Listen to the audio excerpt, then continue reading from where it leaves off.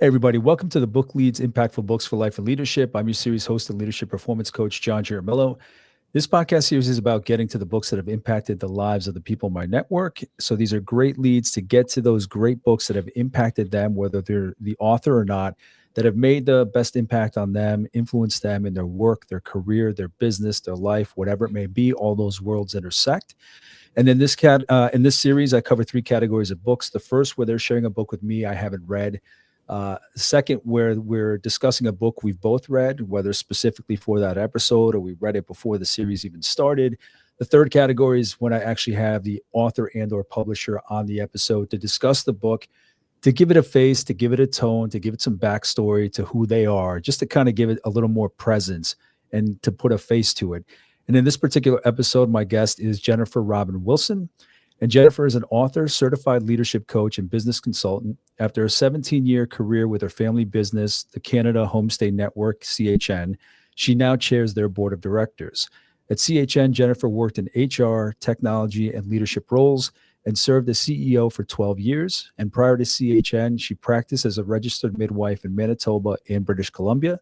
Jennifer is a certified Kolbe Consultant and is trained in crisis intervention and compassion fatigue. She holds an MBA in leadership and an MFA in creative nonfiction.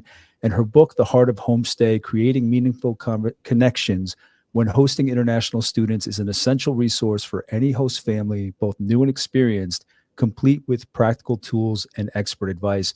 Jennifer, thank you so much for joining me. Thank you so much, John. It's wonderful to be here. Great bio, great history, but who are you today? If you could give us a walkthrough of your day-to-day, just to get a sense for who's sharing the book that we're going to be discussing with us, just to get a sense for who you are. Yeah, thanks.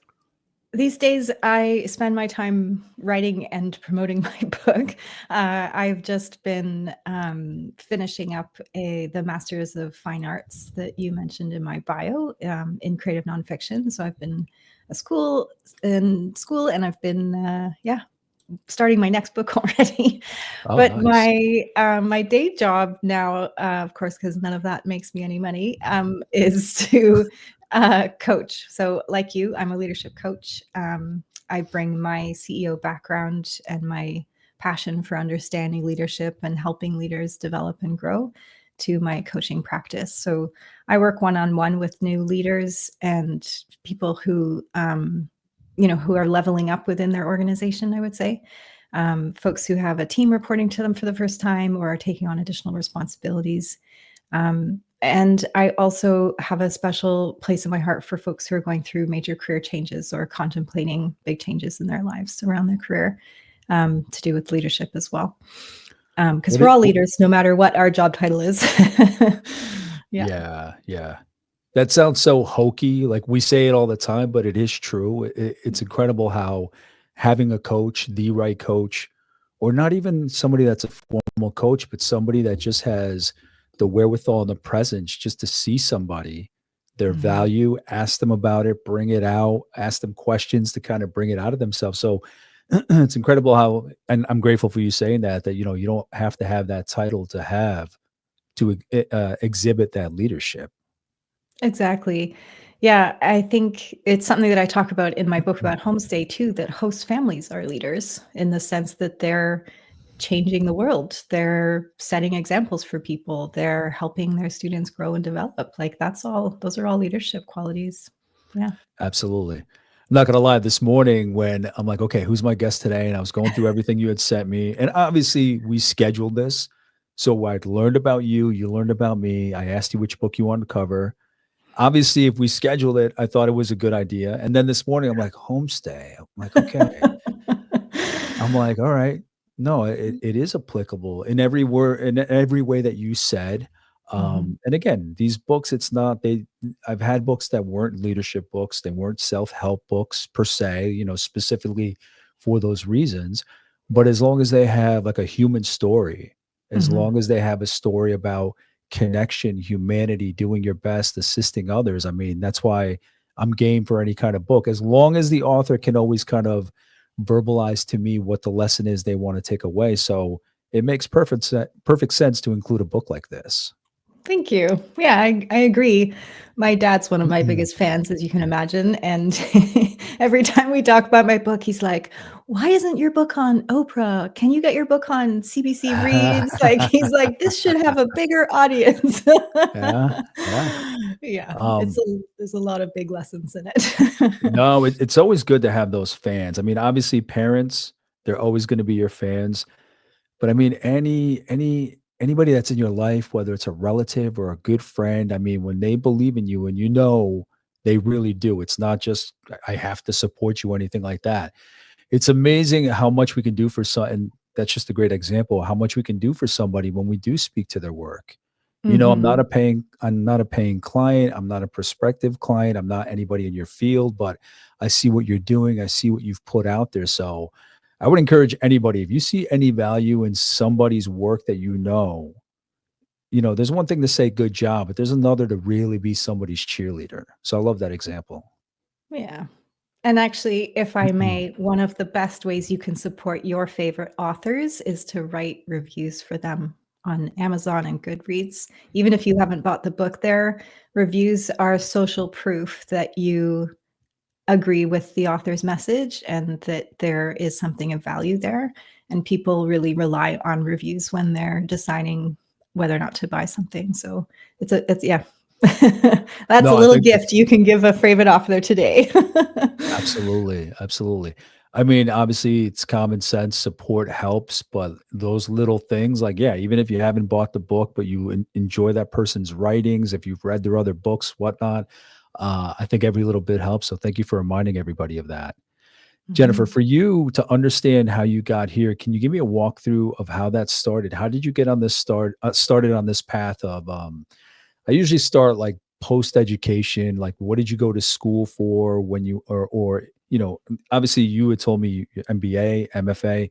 Mhm. Um, if you could start when you went to college, why did you go to college for your focus and then into your career to get to this point, just so we can get an understanding of who it is that's sharing the book with us, the path that you took. Yeah, thanks. When I was in high school, I imagined that I wanted to be a veterinarian. So, my first year of university, I went to the school in Ontario near where I grew up in Toronto that was known for its vet school. And during first year, I figured out that as much as I loved anatomy and physiology and understanding how the body worked, it seemed like it would be more interesting to spend my time learning about how the human body worked than animals if I was going to spend all this time learning. So I decided to switch my major into human anatomy and started on sort of a pre-med track. Uh, and then that evolved too, as everything does when you're in university. So I ended up deciding to focus on women's health, and from there, sort of dovetailed into obstetrics and midwifery. And it was interesting time in those days. This was in the 90s. Canada was just pursuing legislation for midwifery. And I had never considered it as a career before that, despite the fact that I was actually born at home with the support of midwives in England. So I decided I was going to become a midwife, and so I finished my undergrad. I went to school in Seattle and got a midwifery degree, and then started practicing in BC and Manitoba. Um, and I was loving it. It was really rewarding career, as much as it's hard to be on call 24/7. And and as part of a growing profession in the country, it was like just newly legalized in both Manitoba and BC. That was a really exciting time. And then life happened again, as it does. I was pregnant with my second child, and things started to get difficult in my marriage. And when my son was about 1 and my daughter was 3, my now ex-husband decided he didn't want to be married anymore. And that sort of threw a wrench in my career because I couldn't have 2 little kids at home and be on call to attend deliveries. So I had to figure something else out. And it was sort of the easy path was to kind of fall into the family business. I could work from home. There was an opening that just happened to be available in my town. And it was something I could sort of use. I could make my own hours and everything. So it was really convenient for me as a young parent, as a young single parent, to start working with the family business.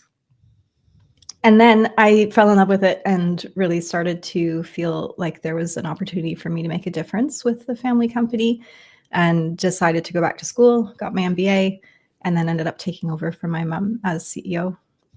So that was the Canada Homestay Network. And I worked there for, as you said in my bio, 17 years all told. My So kids Jennifer, grew up. what is the actual business of what does that look like in terms of somebody that's not familiar with homestay? What does the business look like? Yeah, thanks. So homestay is an accommodation option for international students when they travel to Canada, the US, Australia, the UK, and so on, to learn English and to attend school and get a degree in that country.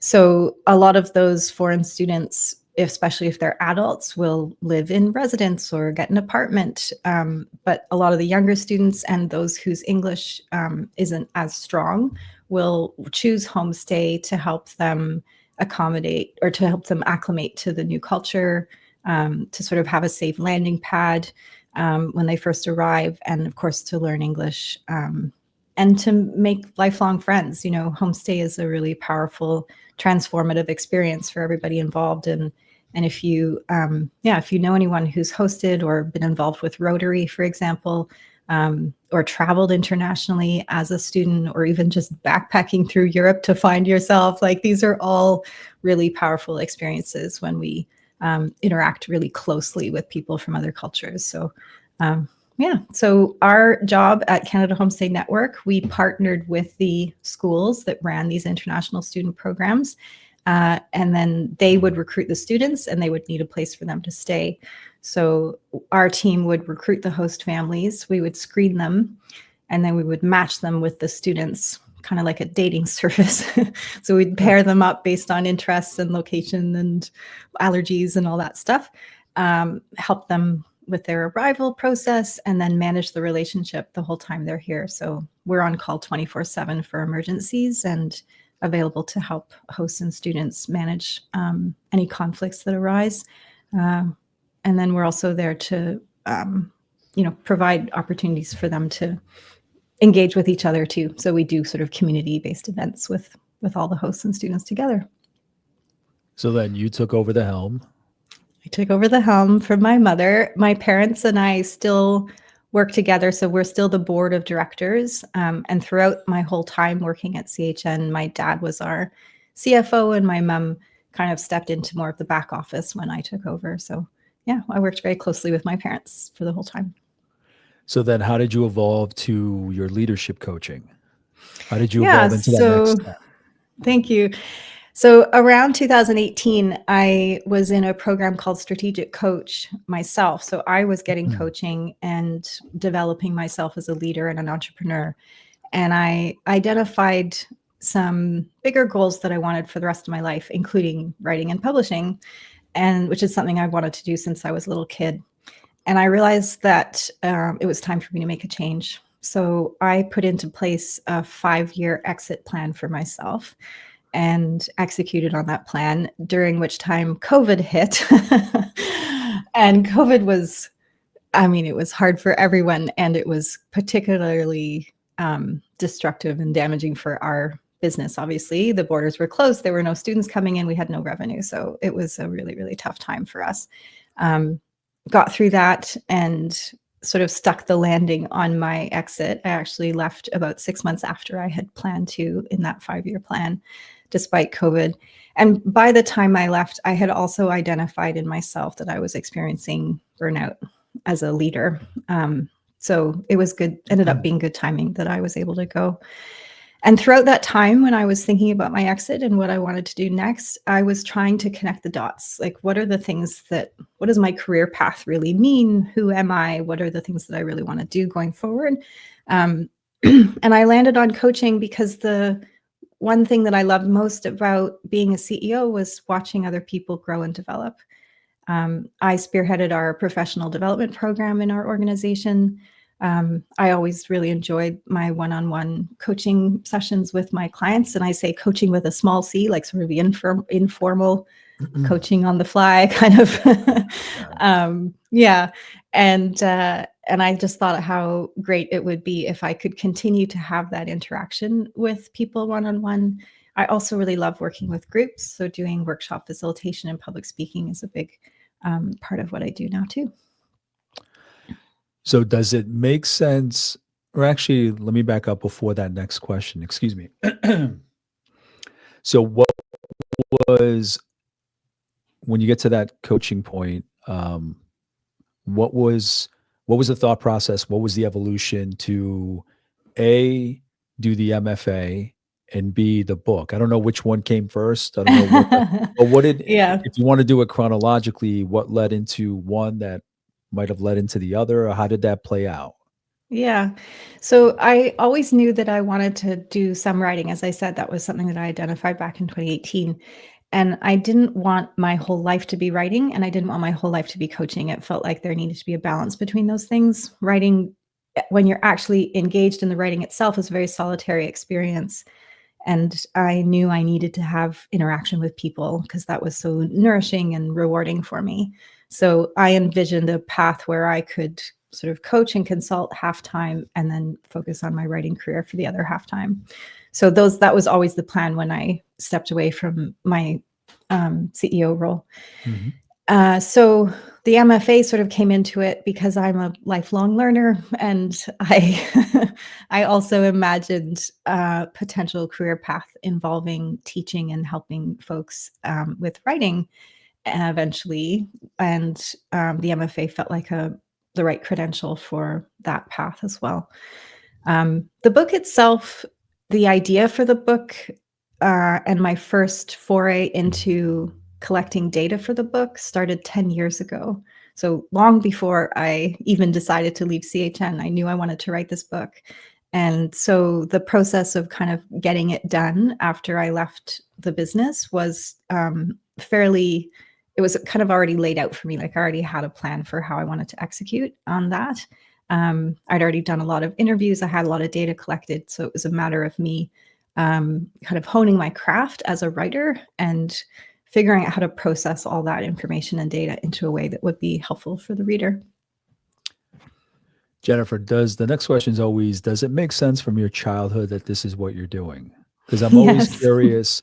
I'm always curious about who someone is as a child versus who they are now, like those quirks, the curiosity, the sense of wonder, all that did remain and all maybe that was lost. But how do you reconcile between who you were as a kid and the work that you're doing now? Not work that you're doing now, because you like to have so many things going on. Yeah. But yeah, just who you were as a kid and yourself as a professional, whatever the endeavor may be that you're going into. Yeah. So as a kid, I always loved reading. I was one of those kids, and learning about things. And I think the through line again from my career path, my very first job when I was 16 was as a ski instructor. and then I was a sailing instructor in the summers. So, right from the beginning, I've been teaching, I've been helping, I've been guiding. Even as a midwife, I feel like a big part of that job, again, was supporting people through a transformative life experience. So, and I did prenatal education as well. But yeah, guiding women through from when they first started seeing us through their labor and delivery experience and postpartum, it was a big part of my job was kind of just being there to support them and answer questions and reassure them. And then as a CEO, again, like I said, I loved supporting my team and leading and guiding and teaching. So that's definitely been the connection throughout everything that I've done in my whole life. And it makes sense to me. I know they're very odd career, kind of like, No, but that's the through line. Not at all.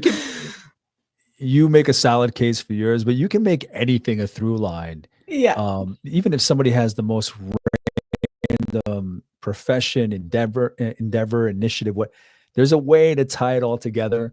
Yeah. Mine is just kind of haphazard all over the place. It was like kind of like yours. Yours is a little nicer than mine, but it was just kind of whatever that next curiosity was. But you can go through and take from all of those experiences to make who you are today.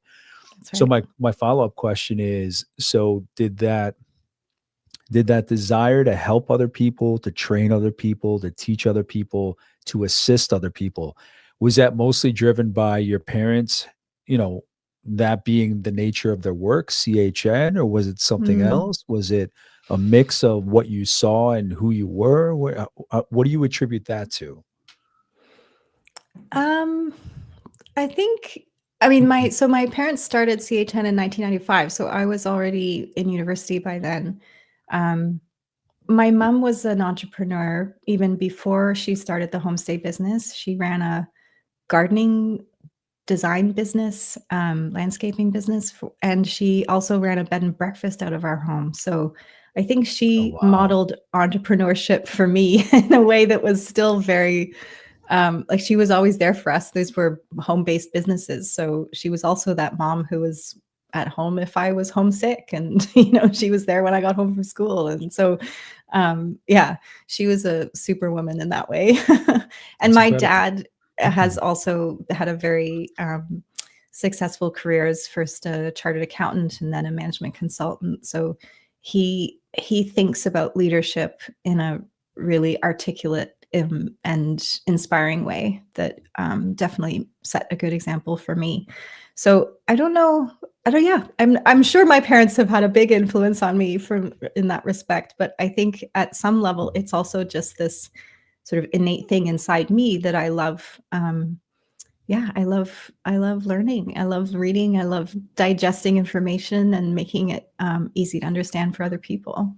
And I think I know you're going to ask me what my superpower is. I think that's the superpower is like taking information in and making it so other people can understand it.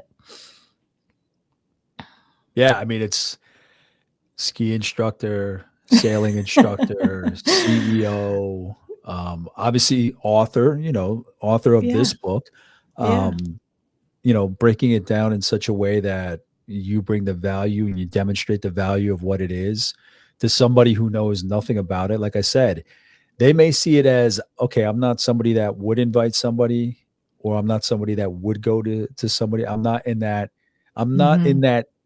that world. I'm not in that industry. I'm not field or whatever you want to call it. But if somebody like yourself who knows that human connection and knows that industry can write those lessons, can write that message in such a way that even if they're not in the market, for lack of a better word, to invite somebody in, it's to me, like I said before, it's about community, humanity, taking care of others or being open with others. So, no, I think that's an incredible mixture of family, innate, just the teaching, the training. So, thank you for sharing that. And then the Yeah. last question before we jump into the book and kind of do a deep dive into that and the messaging of the book, what does leadership mean to you, Jennifer? I think leadership is all about creating a vision for a future that's inspiring and then equipping people with the tools and resources they need in order to do their jobs and then getting out of the way. Wow. I'm a big believer in setting people free to do it. To do the work themselves. I'm more interested in how they get it, the results than how they get it done. Because as you know, I'm a Kolbe consultant, and one of Kolbe measures strengths. One of these assessments. It's not a personality assessment, but it measures how we take action, how we problem solve, and everybody has their own way of doing that.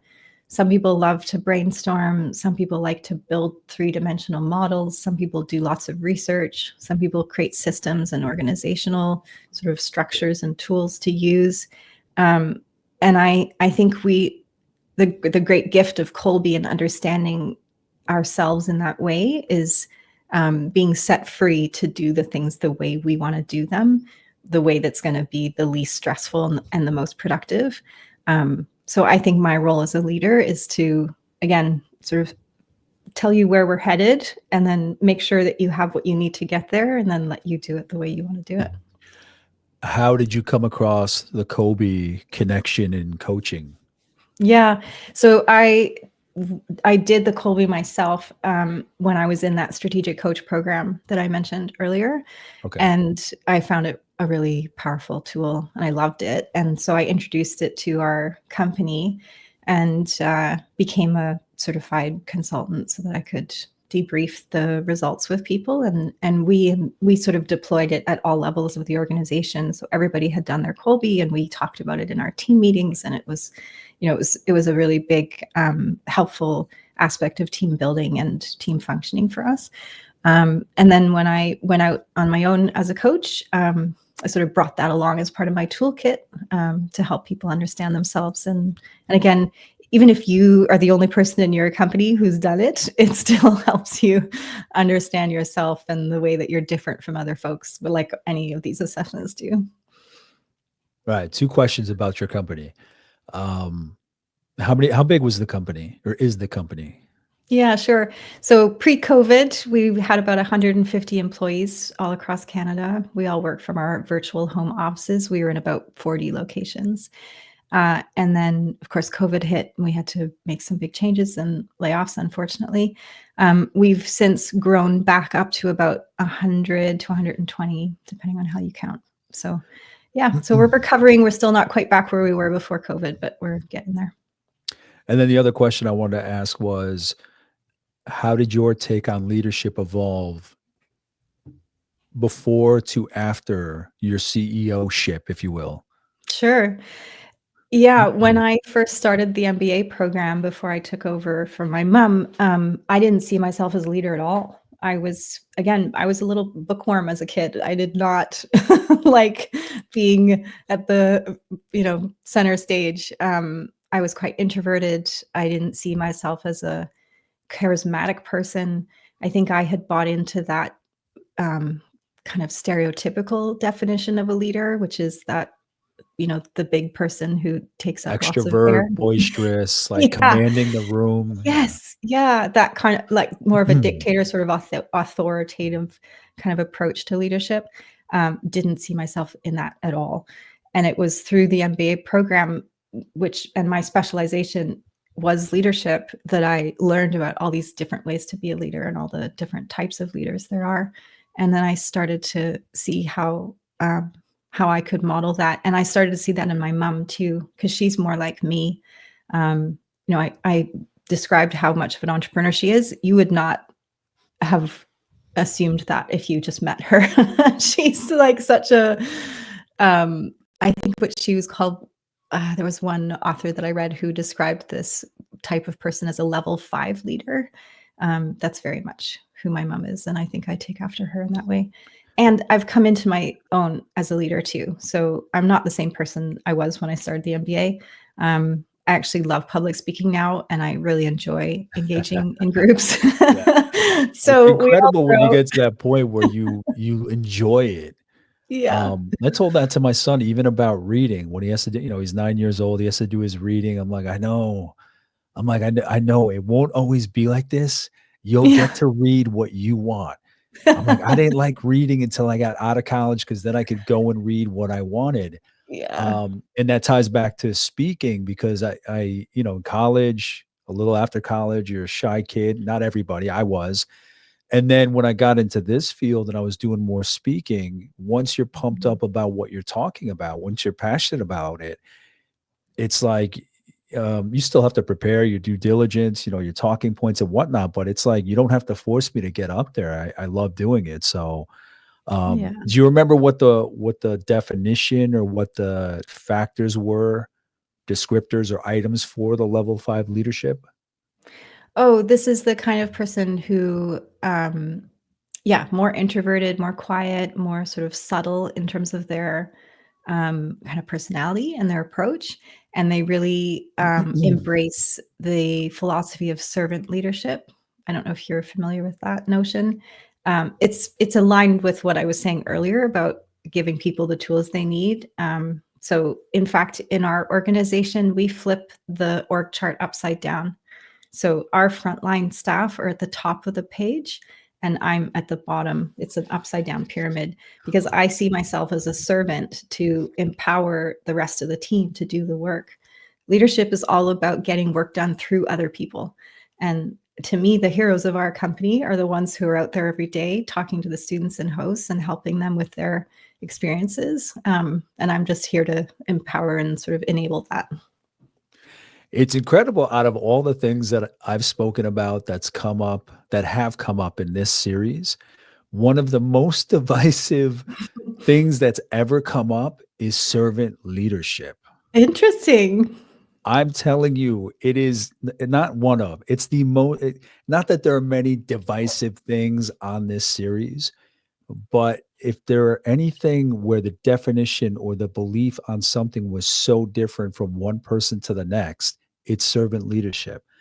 One person was like, I'm not serving anybody. I'm done people pleasing people. Like, I'm not a servant. I'm not your slave. Like that kind of mentality. Yep. I think about it along the lines of what you're saying.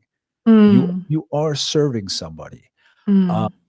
some people may see that word and maybe you can trace it back and maybe it is actually inferior to whoever's being served. But for me, if you have the confidence in who you are, the person you're serving, the community you're serving, for me, just my take on it, if you have that confidence, no one can strip you.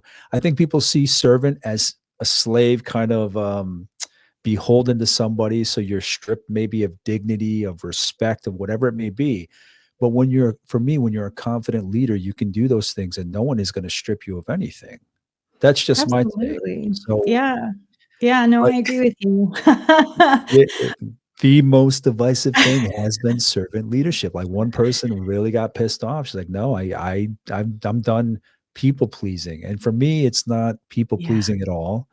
No. Again, and I've written about how I started off doing this kind of work as a people pleaser, admittedly, Mhm, my mhm. tendencies, but then you can still have the same outcome where people are pleased, but you're not doing it from a people pleasing standpoint.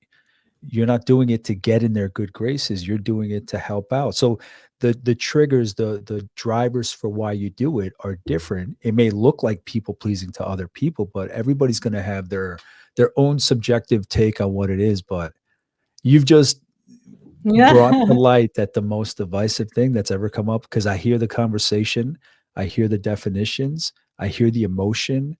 Yeah. So many different people from different backgrounds just have a different take on what that means. It's incredible.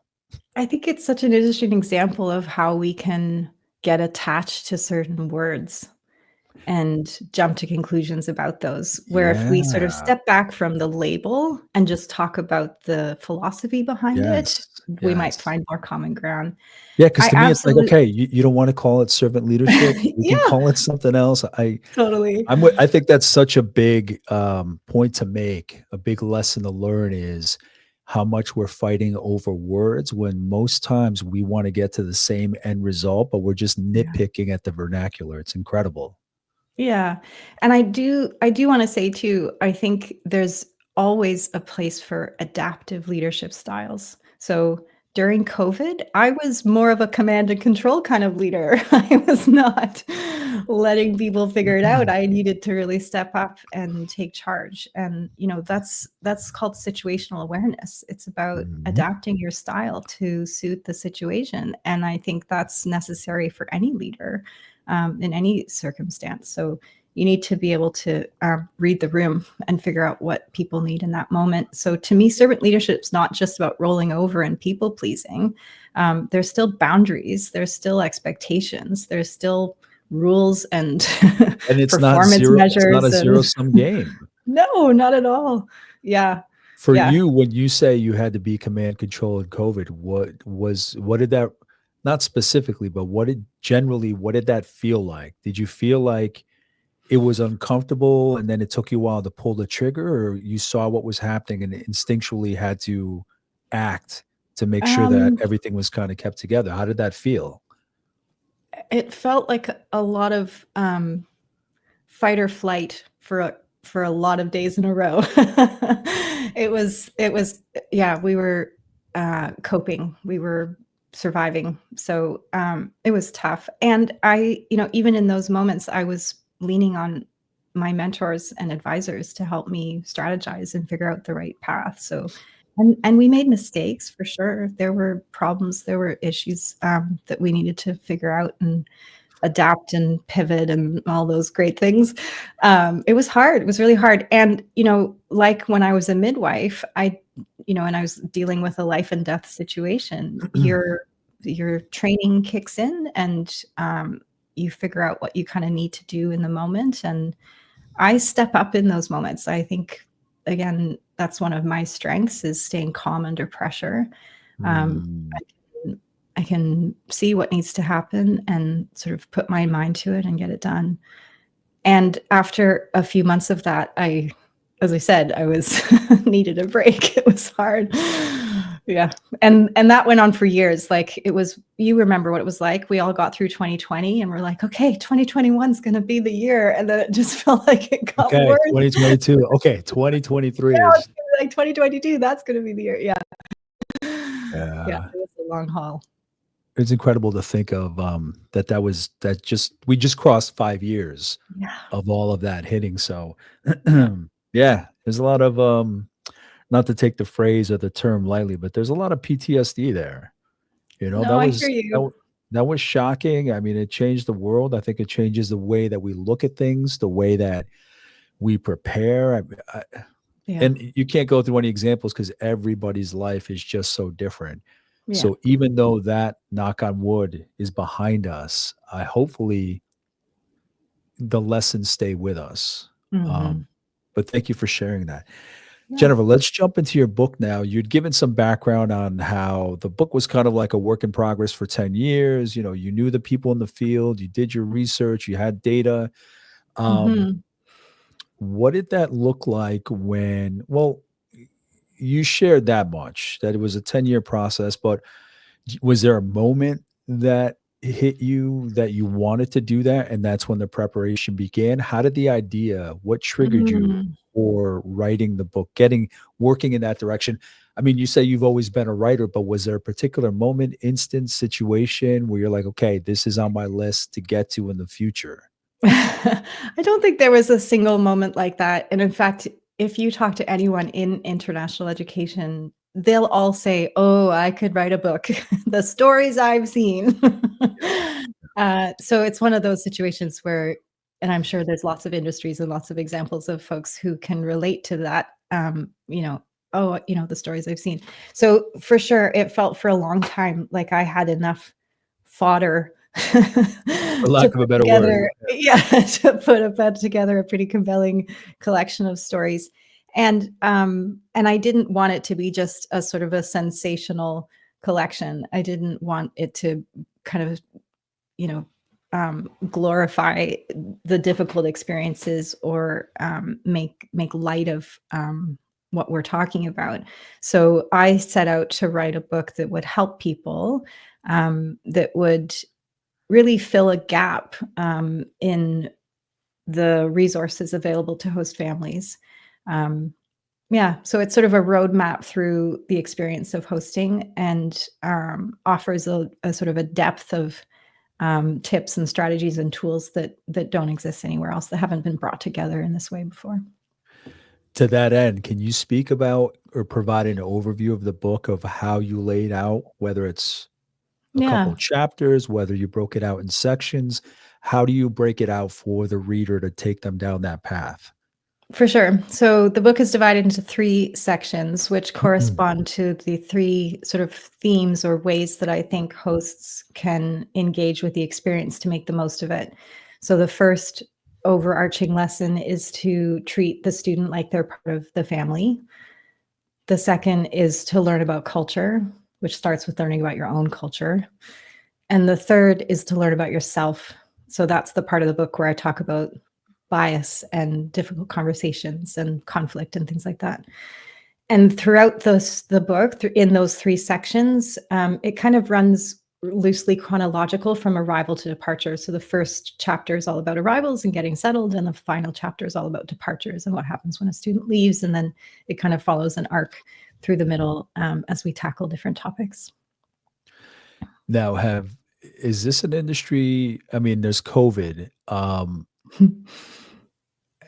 I don't know how you measure it. are there more of these stays now, or which way was it trending before COVID and where is it now? If you can give like a general idea of. Yeah, so both the US and Canada have seen increases in the number of students coming over the last decade. Of course, there was a big cliff where it fell off during COVID, but it's climbing back up again. In Canada, we reached,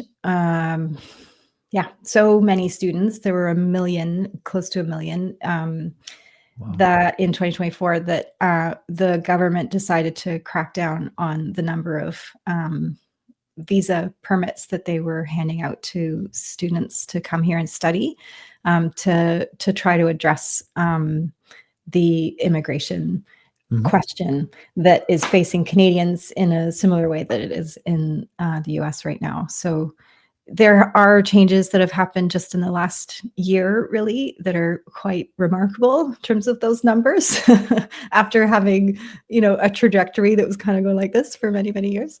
And I'm sure that the current administration of the US is going to have an impact on student registrations there too, but it's hard to say right now. Maybe just a bit. Yeah. Maybe just a bit. I don't want to get too political, but yeah. Oh yeah, no, I know. There's no I know. question.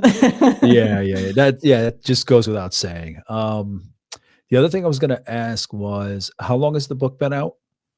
Oh, sure. It came out on February 18th. Okay.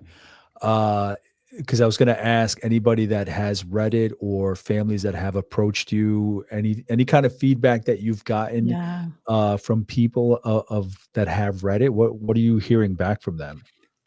I'm hearing so much positive feedback. It's really inspiring and fun for me. I think the most common words that I'm seeing in the reviews that I'm reading and the emails that I'm getting is that this is a must read for anybody in international education and in homestay. And then the other words that I'm seeing are things like inspiring and informative. And some, I had a host who emailed me just the other day who had taken a break from hosting. She had been considering getting back into it. And after reading my book, she said, I'm totally going to do it again. So there are people who are, it's reminding folks why they decided to set out to host. It's called the Heart of Homestay for a reason. I'm really trying to emphasize the positive aspects of it without glossing over the challenges and the difficulties. So, but, even with those challenges and the hard parts, there are ways for us to find our humanity and to celebrate difference and to, to recognize the rewards in difficulty. So having worked in the field, obviously the family business, how did you set out?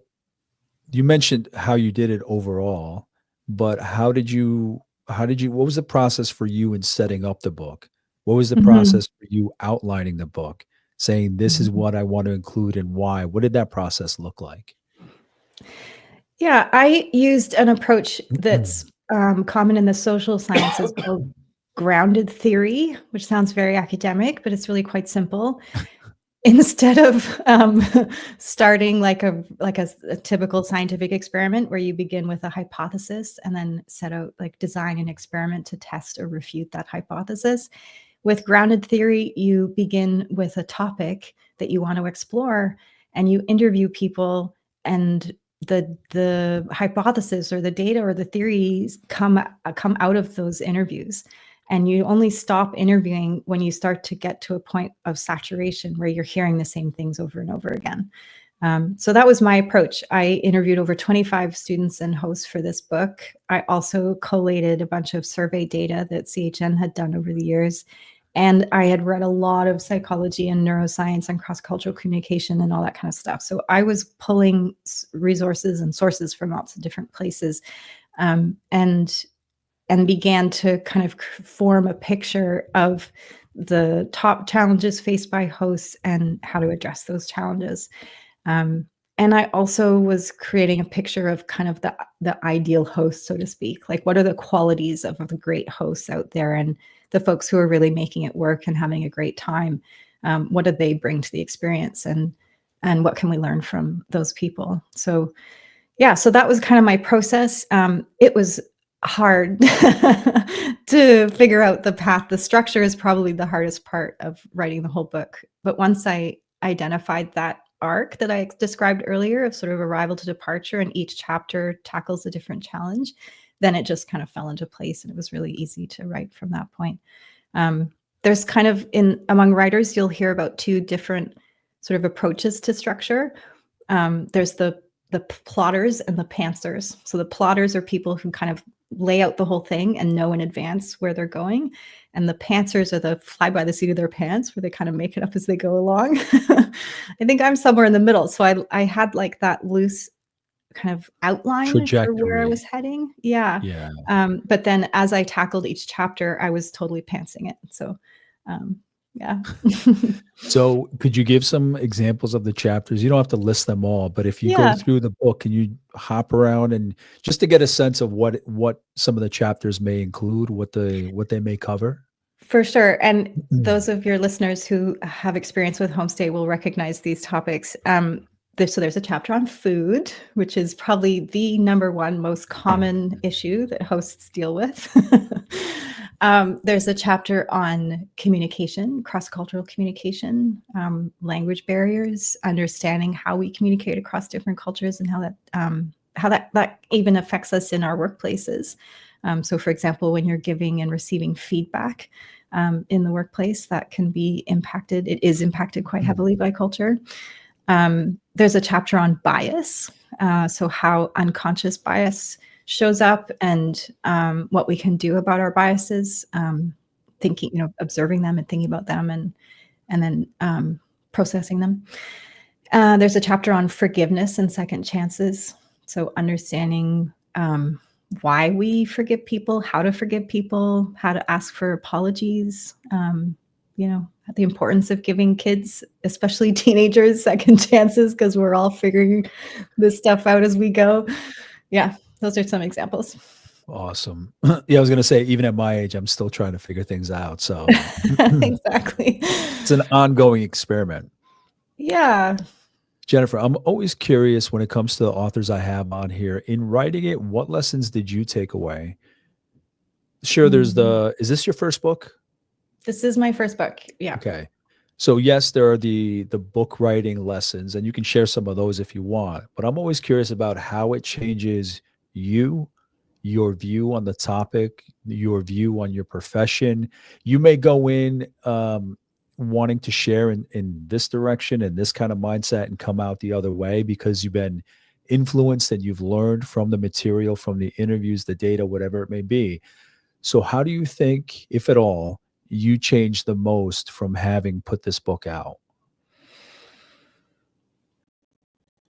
I think the lessons in the book were all things that I had been chewing on for 15 years. So for me, there was a tremendous amount of satisfaction in pulling all of these disparate ideas and resources together in a cohesive way that I could share with my audience. That was really, really satisfying. I think the biggest learning, or the biggest way I've changed, is actually as a writer. So the first, of course, being more confident as a writer, now having pulled it together. This is my first book, but I actually wrote a memoir about 10 years ago. So I have written a book before, but I shelved it because I didn't want to publish it right away when my kids were young. So this time around, actually bringing a book to market, as they say, having a whole community of people around me and understanding how many people it takes to get a book into the world, like any collaborative effort. I'm so grateful for my editors, my mentors, fellow writers who kind of are along for the ride with me, my project manager at the publisher, the designer who created the beautiful cover and the layout, the sales and marketing team, and the readers, of course, themselves. It's just a beautiful community, and it's something that I've really been kind of surprised by how much I'm loving that experience of getting to know all these people and being able to work with them. Beautiful. Thank you for sharing that. And you had mentioned you're already starting your next book. right? I believe Yes. Yeah, that's right. you don't have to give away the store or the No, story or I'm whatever it happy may be, to. but overall, what is that direction of that book? Yeah, so not homestay at all, but still in nonfiction. So that's obviously my sweet spot, my favorite genre. So I'm writing another memoir. The first one was about my divorce and going through my that major career change that I talked about earlier. This next book is about my family's fight to save our 100-year-old cottage, which is in Muskoka, Ontario. My great grandfather built it in 1924, and it needs some TLC. And our family, my parents are aging, and so we're kind of at that. I'm at that sandwich generation of, my kids are launching into adulthood, and so there's a lot of questions about sort of how our family navigates this transfer of ownership from one generation to the next, and thinking about the building itself and how we preserve what we love but modernize it for the future. And as you can imagine, you don't need to own a cottage to understand what those sort of bigger issues are like. And so there's questions about how we decide when to let go of things, what our definition of home is, our attachment to places like this. Yeah. And our relationship to the land too. I think Mm, in both Canada and in the US, there are a lot of questions that, we need to grapple with our relationship to land ownership, thinking about the First Nations who were here long before us, and how we sort of reconcile and how we think about those relationships, I think is really important. Yeah. So thank that's what I'm working on now. no, thank you so much for sharing that. Jennifer, what lessons do you hope others can take from the book? So if you were to share this with somebody, and especially this because it's so niche, Yeah. and somebody's like, that doesn't really impact me, what would you say to them? A few sentences on the value of the book, what you're trying to compel them to understand. How would you put it? Yeah. Well, like we talked about earlier, I think leadership is a big part of this. Leadership happens every day. One of the messages in the book is that hosts create the conditions for an optimal relationship with their student. And I think that's true of leaders too. We create the conditions. We're responsible as leaders for the tone and culture of our organizations, and understanding the choices that you have every day of how you show up and how you interact with others. And that applies to any interpersonal relationship, but especially when you're dealing with people from other cultures or people who are different from you, people who have different political beliefs than you do. Like, how do we get along? How do we navigate that? And I think one of the couple of big lessons in the book, one is to normalize discomfort. Growth is uncomfortable. Going through these difficult conversations, letting people down or being betrayed or let down by others, this is stuff that happens every day. And helping our families and our communities and our workplaces understand that growth is going to be awkward and uncomfortable, and that that's okay, and that that's normal, and that these skills take practice. I think that's a big lesson. And likewise, to normalize failure. Again, that it's okay to make mistakes. One of my favorite books is by a woman named Amy Edmondson. She's the one who kind of spearheaded or coined the whole notion of psychological safety in workplaces and teams. And her latest book is called Right Kind of Wrong, The Science of Failing Well. And she talks about different types of failures. Not all failures are the same. And I think it's natural, and we're biologically wired to avoid failure, and to avoid, danger. And we have what's called a negativity bias to notice the tough things and the hard things so that we can survive on the savannah. And that wiring comes through for us every day in a way that it's hard for us to admit mistakes. It's hard to own up when we've done something wrong. And I think, again, the most, as much as we can do in our families and in our workplaces to help people embrace failure and learn from failure and move on from it can be really powerful and transformative. Yeah. I have nothing to add to that. That was beautiful. You had Thanks. You had mentioned that book, and I forgot. I apologize. I didn't capture the entire title. And obviously, this conversation is about your book. But what Mhm. book is there? One book that really stands out? This one, I think you had recently read, the one you just mentioned. I don't. This may answer the question, but is there a particular book that stands out to you that's made an impact, that's Yeah. influenced you? Yes. Well, Amy Edmondson's book for sure.